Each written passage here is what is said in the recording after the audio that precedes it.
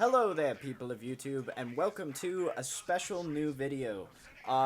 So if you guys have ever heard of the channel, K-Wing or Nightwing01, he's a fantastic YouTuber. I'll put a link in the description, but he does, skin lore videos, which is basically where he plays a Batman game, and puts on a skin and does some lore on it.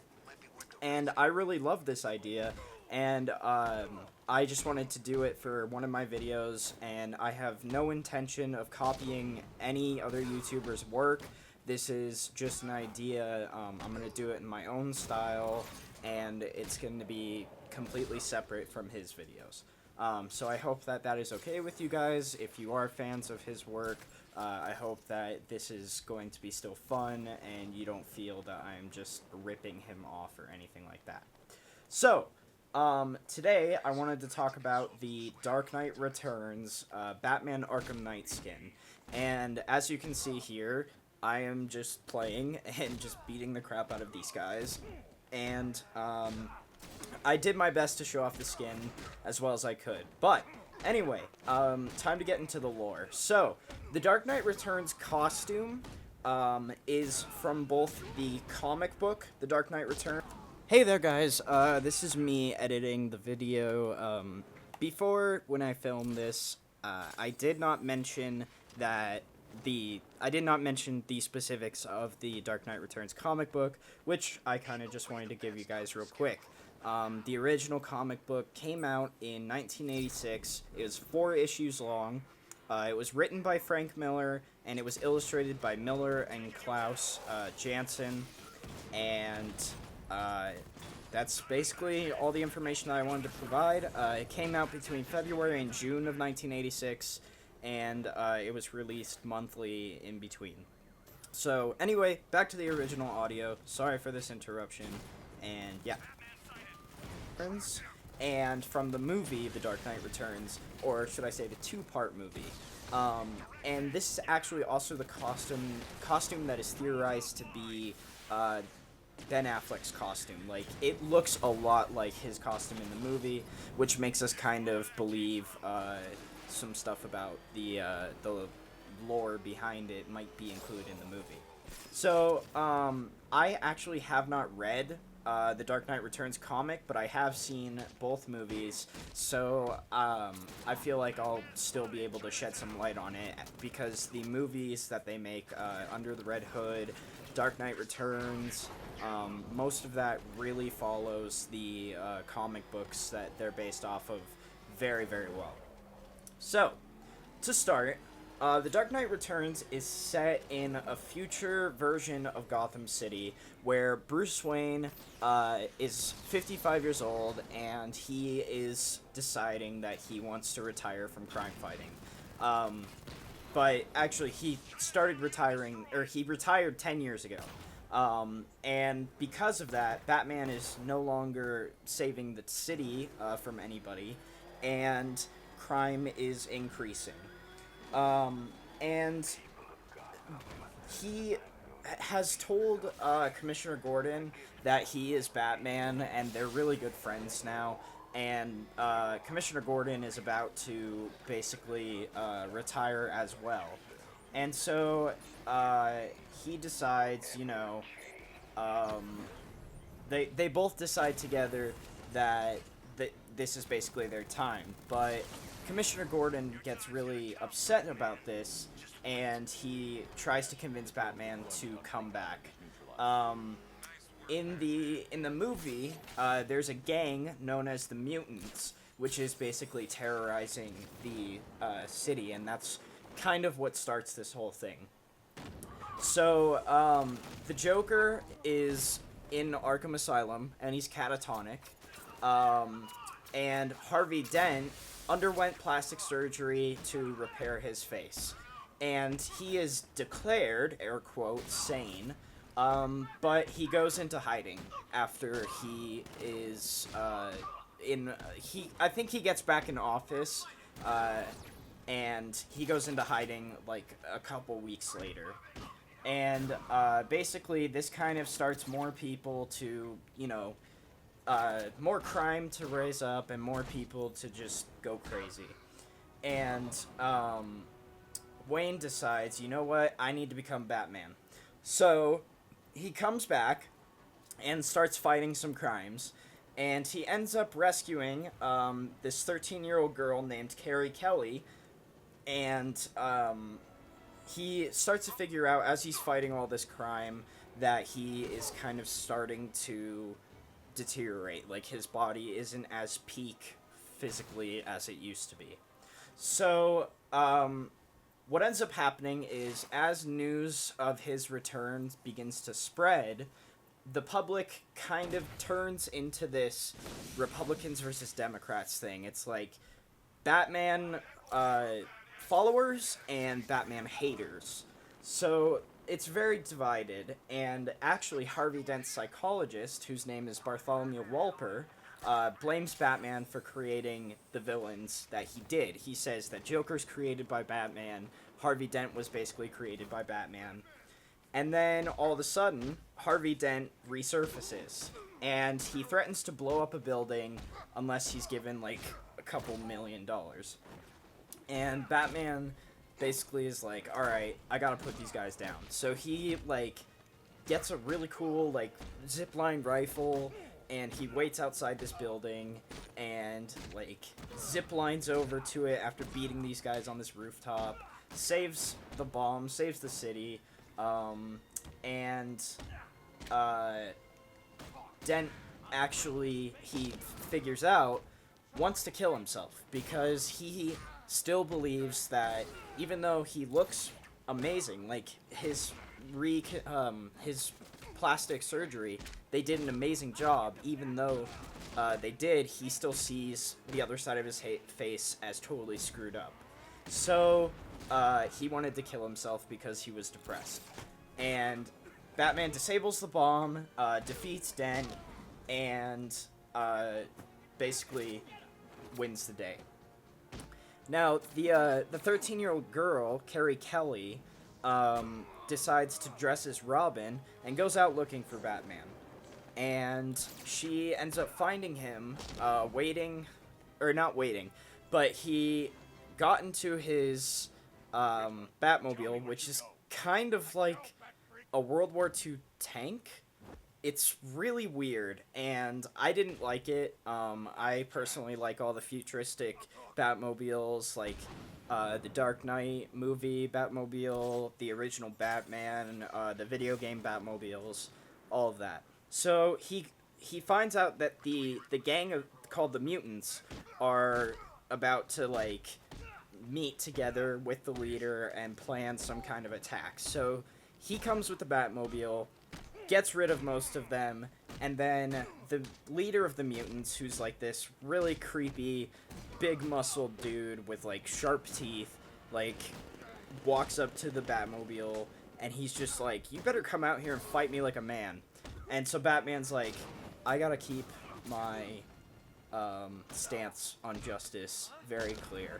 So he decides to get out, and he wants to prove that he can win. And the mutant leader, they fight, and he almost kills Batman. But Carrie Kelly jumps in and distracts the mutant leader enough for Batman to kind of defeat him by stabbing him with a batarang. So what ends up happening is the police arrive, the leader and the gang members are arrested, but Batman is seriously injured, and he gets into the Batmobile with Carrie, and they go back to the mansion, even though Alfred is telling him not to take her on as a protege or anything like that, that this is ridiculous, and all of that.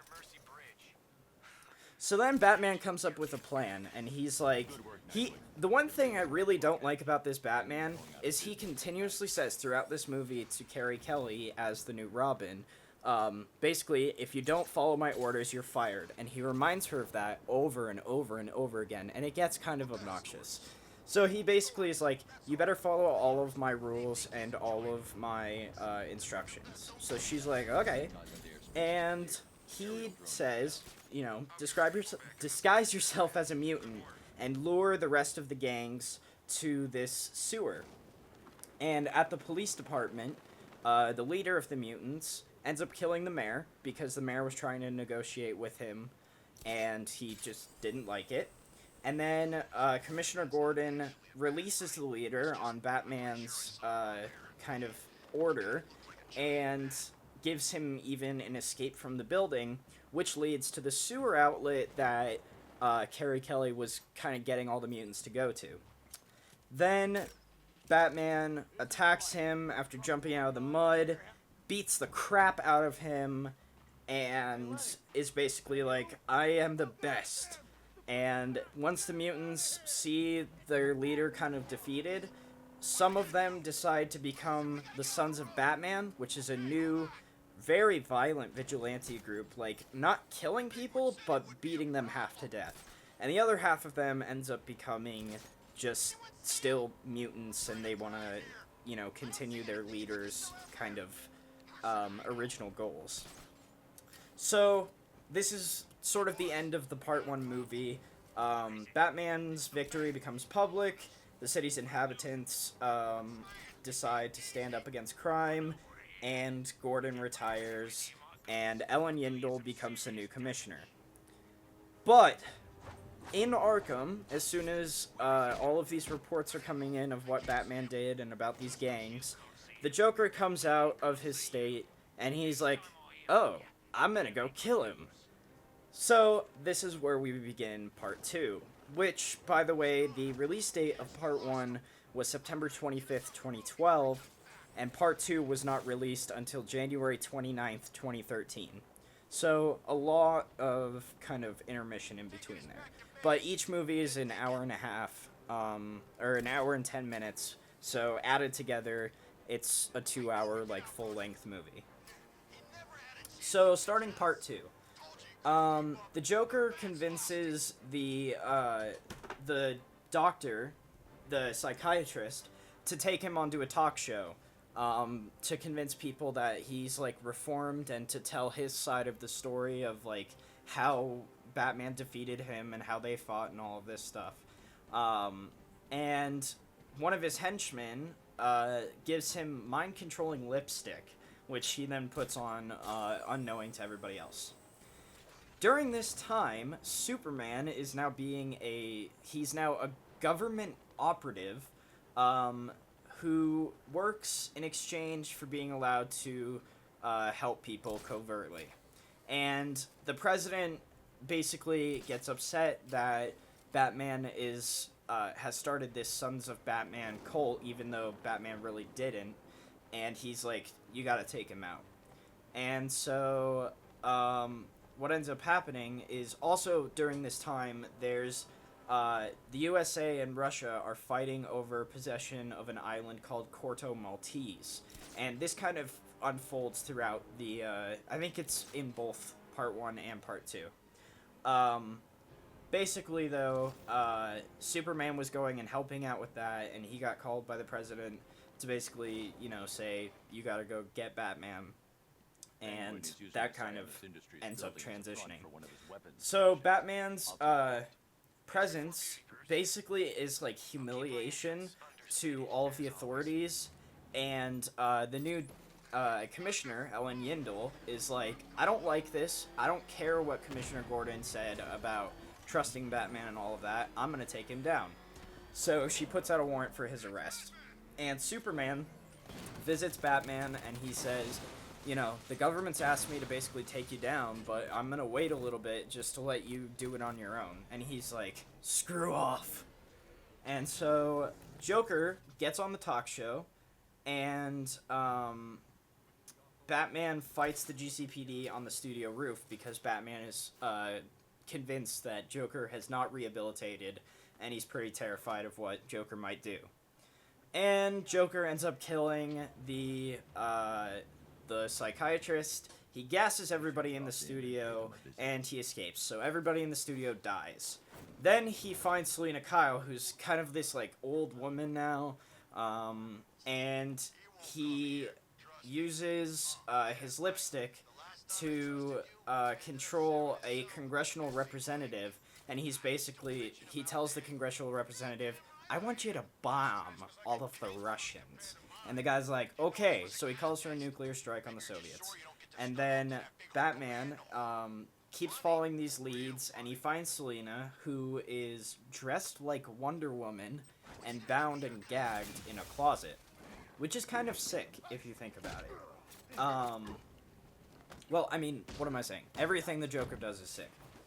So Carrie Kelly notices cotton candy on the floor, and she's like, Joker, cotton candy, the fair, because that's apparently the only place that cotton candy comes from. So they,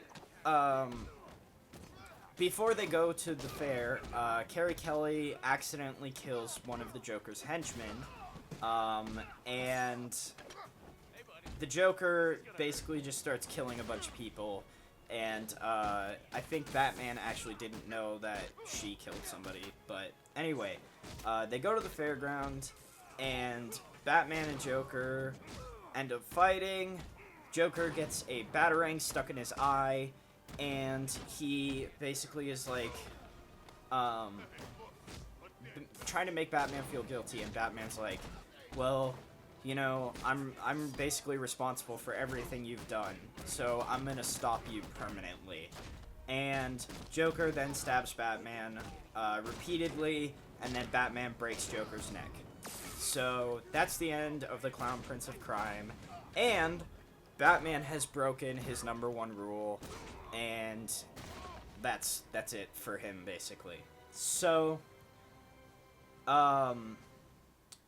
Joker actually isn't dead, and basically he's like, well, now you've been branded a killer, so I'm gonna go ahead and finish the job, and he somehow kills himself by snapping his neck the rest of the way. So, I don't know. It's weird. Anyway, the GCPD arrive. Batman's, like, really, really injured, so he tries to fight his way out without killing anybody to escape to Kelly, who is in a helicopter above. And the nuclear missile that Joker basically commanded to launch, Superman deflects it, but he's hit with the blast. He gets badly injured, and the detonation creates an EMP, which wipes out all electrical equipment in the United States and begins nuclear winter. So the city begins to kind of go into chaos. And Batman and Carrie Kelly and James Gordon decide, you know, something needs to be done about this, so they go and they ride on horseback and they start rallying all of the gangs, all of the citizens up to start restoring the peace and making amends and all of that. And so they also, he finds Commissioner Yindel, and she's like, Batman's too powerful to take down, so I'm done. Then the U.S. is basically powerless to do anything because they rely on technology, and Gotham ends up becoming the safest city in America because of Batman's efforts and rallying everybody to do the right thing and protecting the citizens and things like that, which basically embarrasses the president.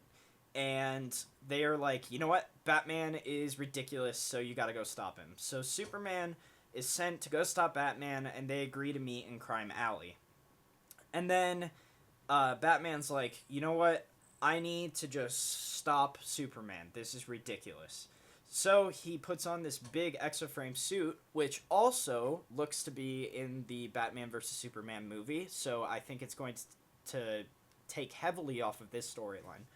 And with Carrie Kelly and Oliver Queen, who has lost an arm and actually wants to kind of take down Superman, Batman goes to fight him, and he tries everything he can to basically make them equals. And Superman ends up gaining an advantage, and Oliver Queen's like, hell no. So he shoots him with an arrow made of kryptonite, which really, really weakens Superman, almost to the point where he can't really do anything, and Batman defeats Superman. And he's like, I wanted to make this kryptonite weak enough, like, give you enough of a dose to stop you, but not kill you. And then, supposedly, Batman dies of a heart attack. And Wayne Manor self-destructs, Alfred dies of a stroke, and everything kind of goes to shit. And apparently, after everything, the world finds out that Bruce Wayne was Batman all along. And basically, all of his secrets were destroyed with the manor, and all of his money and everything just disappears. And he's given a funeral, and Carrie Kelly's there, and Superman's there, and he gives Superman, after walking away, gives Kelly a wink after he hears a heartbeat coming from the coffin. Then, in the underground caves, Bruce is revealed to once again have faked his death. Basically, that is what he is the king at, and begins preparing to continue kind of Batman's legacy, but in secret. So he's allied with Carrie Kelly, Oliver Queen, and the Sons of Batman gang, and they are all banded together to go and continue Batman's legacy. And that ends up being the end of the Dark Knight Returns movie story. And as far as I can tell from other research and everything, it's pretty darn accurate. As for the Mutants gang and all of that, they're still called the Mutants, but there were just a couple of differences here between the comic and the movie. And yeah, that's basically it for the lore. I personally myself really like the costume that Batman wore in this movie. I thought it was really cool, especially since he's in his like 50s now, and he still is like ripped as hell, even in his 50s, and he goes and he fights crime, and it's pretty amazing. So I hope you guys enjoyed this kind of lore video. Let me know if you want me to do another one like this. I, as far as I know, am covering a skin that K-Wing hasn't covered yet, and I don't know if he is going to cover it, or maybe he already did and it's just buried deep beneath YouTube, because I couldn't find it. But go and give K-Wing some support. Go subscribe to him if you haven't already. If you really like Batman, he does amazing videos, and I really want to just thank him for this idea of doing lore on skins, and I hope that this is a good tribute to him and he doesn't think that I'm copying anything. So that's going to do it for now, guys. I will see you on Monday with a brand new Let's Play video, probably in Five Nights at Freddy's, and a new vlog on Monday as well. So thanks, guys. I'll see you next time.